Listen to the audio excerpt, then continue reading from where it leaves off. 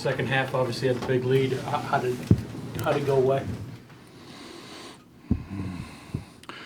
Well, we got them going the way we wanted to go, and it's 14, and we miss a layup. We didn't guard in the half court. It was seemingly everything we said to do, we did the opposite. And we just chased the ball. We tried to make some adjustments, and we didn't execute them very well. But you can't. I mean, how many layups we miss? 4 or 5 in the second half. How do you miss a layup? We make 100 free throws a day. How do you brick 2 free throws? Brick them. It wasn't close. We kind of,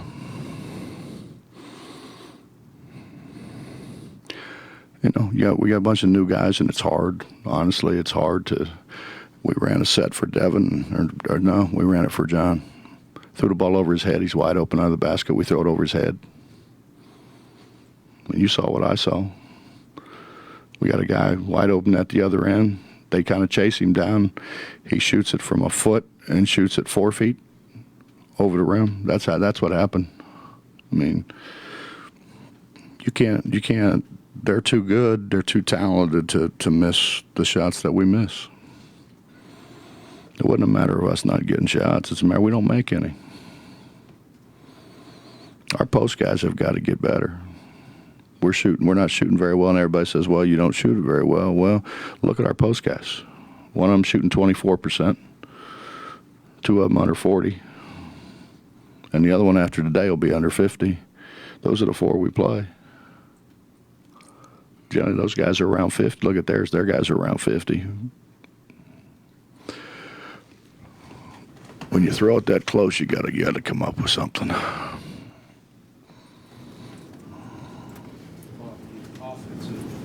Problems aside, you forced them into 24 turnovers, got almost 20 steals, but in the last 10 seconds you give them a wide open layup. Well, David, something we guard every single day. And, I kind of kicked myself. I put Gary in. I probably had Gary on the wrong guy because Gary knows what he's supposed to do. That's a flat screen. Flat screen, the guard's always taking right because the guy's right-handed. Guard's always taking right, and the big takes left, and just guys to string him out until the guard gets back in front of him. And the guard jumped to the left. But even at that, Dave, I don't know how you go shoot a layup from top of the key and nobody helps.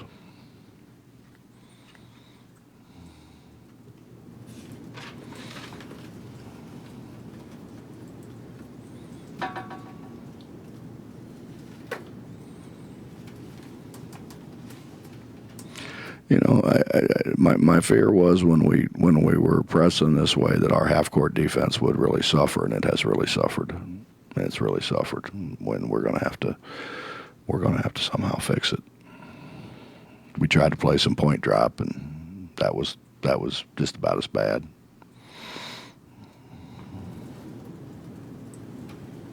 Well, the ability to score inside, is that strength, experience? What will ultimately help that? Well, generally you have to look at what you're shooting at. That's what they always told me. Hard to make it if you don't look at it. No, it's just we just don't.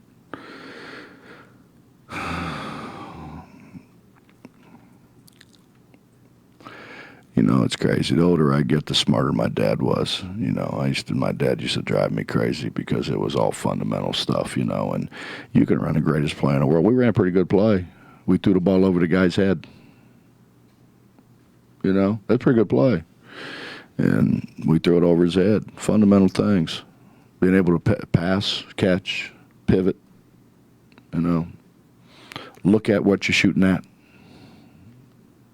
You can't shoot it from 1 foot, shoot it 4 feet if you're looking where you're shooting it. You can't. It's impossible. Fundamental things that we just don't do very well.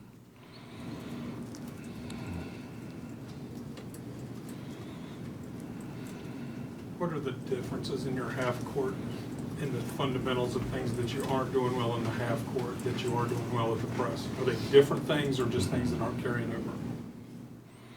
We were supposed to double ball screens. We didn't double one. They wanted to do it too. It was their suggestion. That's the best part of it. It was their suggestion. Why don't we just double everything? Okay, go ahead. And they didn't double a one. We don't get to help. We don't get to help. I think we expend some energy, getting it, and then we go down there and rest, I think, honestly. How do you explain a 6'9" guy catching it behind the three, taking one dribble, a spin move, and laying it in, and there's no help? The guy guarding him falls down. We were awful. Dreadful. I guess the positive is we still had a chance to win the game. I mean, if we tip in one, he shot. But we hadn't tipped one in all day, so I don't know why I'd want that to go in as begging, I guess. It's fair to say their size kind of changed what you've been. Their athleticism did, Bob, without a question. Well, that plus we had guys that they didn't respect, so they really didn't come out on them. So they always had help at the rim, and we didn't get easy baskets. We had to score the ball over those. I mean, they're athletic. I mean, I told you guys, they're big and they're athletic. They're good. Those two guys are McDonald's All-Americans. Those two guys are pros.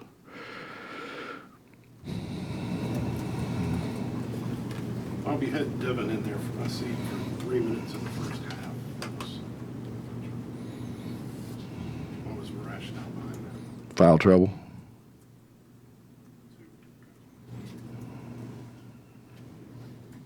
They weren't playing Mickey, so there was no reason to play him. Mickey got two, and Johnny took him out. So, I mean, how much we were leading at halftime, it wasn't not playing Devin. That's for sure.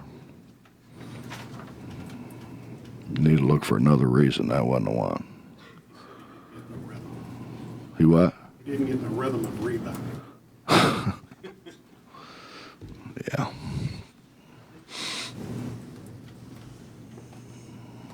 Anything else?